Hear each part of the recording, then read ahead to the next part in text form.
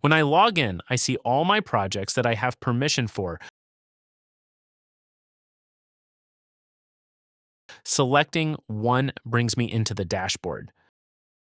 Here at the top, we have the waste and recycling data. It is possible to see the cumulative value to date or each month individually. Over on the left, we see our lead score and also what is required to score more points. We can select AI recommendations to see what can be done to improve the score. We can open each recommendation to get more details, such as where in USGBC documentation the original information can be found. The recommendations are listed in the order of difficulty with the easiest recommendations at the top of the list. We have a dashboard for both the BPDO score and the LEM score. The BPDO dashboard shows our lead score and the reason it was met/not met. We can also click on AI suggestions and get a list of things we can do to improve the score. Clicking on the down arrow brings up more details about the suggestion and references the source material. The suggestions are listed in order of ease of implementing from easiest to hardest. Waste/recycling information is generated by simply dropping a PDF of the waste docket into the tool.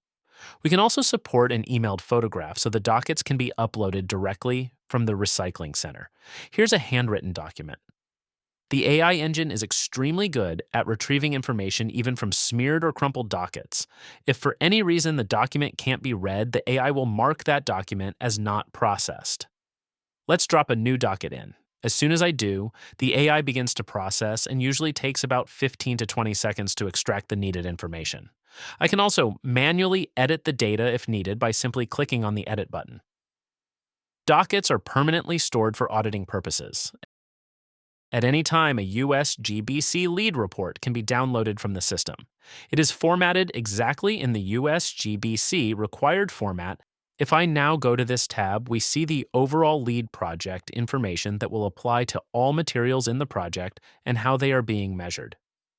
The next tab shows a list of materials that have already been entered in their status, from processed to documents saved to still needs document search.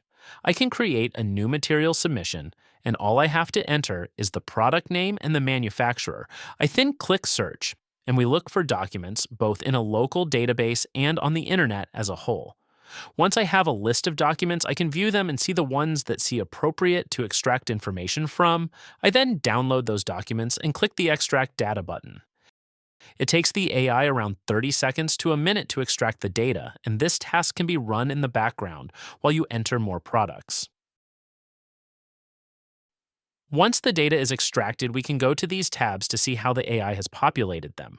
We can also click a link next to each field, which takes us to the source document, which has been highlighted where the AI extracted information.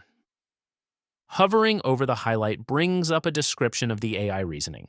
This allows full traceability between the document and the extracted information. At any time, a USGBC lead report can be downloaded from the system. It is formatted exactly in the USGBC required format and is ready for submittal.